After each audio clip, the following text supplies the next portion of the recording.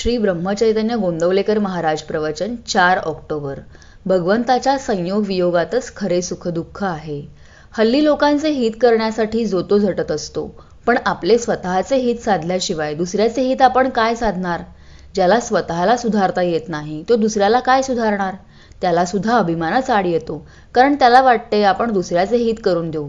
या अभिमानाने तो फुगलेला असतो. अहंकार जाण्यासाठी साधनच करावे लागते आणि ते साधन गुरु सांगत असतात, म्हणून त्यांच्या आज्ञेप्रमाणे वागले म्हणजे आपले हित होते. ब्रह्म हे काही कुठे शोधायला जावे लागत नाही, ते आपल्या जवळच असते, पण ते दुसऱ्याने आपल्याला दाखवावे लागते. हेच काम सद्गुरू करीत असतात. श्रीकृष्ण प्रत्यक्ष परब्रह्म अवतार घेऊन वसुदेवाचे पोटी आले, परंतु वसुदेव त्यांना आपला मुलगाच समजत होते. तोपर्यंत प्रत्यक्ष परमात्मा घरी असूनही ओळख पटली नाही.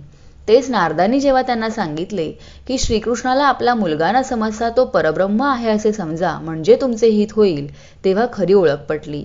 तसेच राम अवतारी असूनही वसिष्ठांनी जेव्हा सांगितले की तूच प्रत्यक्ष परब्रह्म आहेस, तेव्हाच त्याला ते ज्ञान झाले.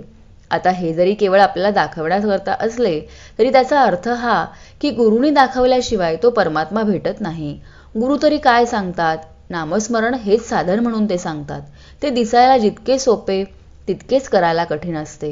ते कठीण आहे म्हणून सोडून देऊ नये. आपण देवाला शरण जाऊन साधन करायला लागावे, म्हणजे ते करायला तो परमात्मा शक्ती देतो.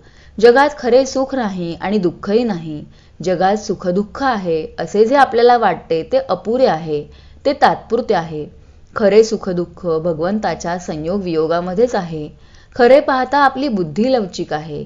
आपल्या वृत्तीवर कशाचाही परिणाम होतो, म्हणून आपल्या मागे भगवंताचा आधार हवा.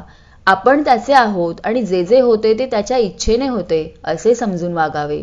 भूक लागली तर आईजवळ खायला मागावे, पण चोरी करू नये. तसे पोटापुरते भगवंताजवळ मागावे, पण जास्त मागू नये.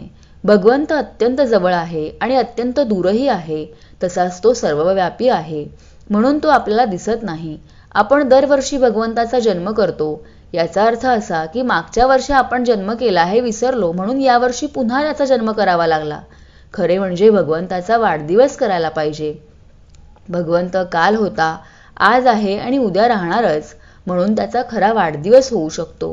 भगवंताचे अस्तित्व आपण जागृत ठेवले तर दरवर्षी जास्त उत्साह वाढेल आणि आनंदाचा वाढदिवस होईल. राम नाम जाणा अक्षरे दोन, गुरुमुखे करावी ओळखण. जय श्रीराम.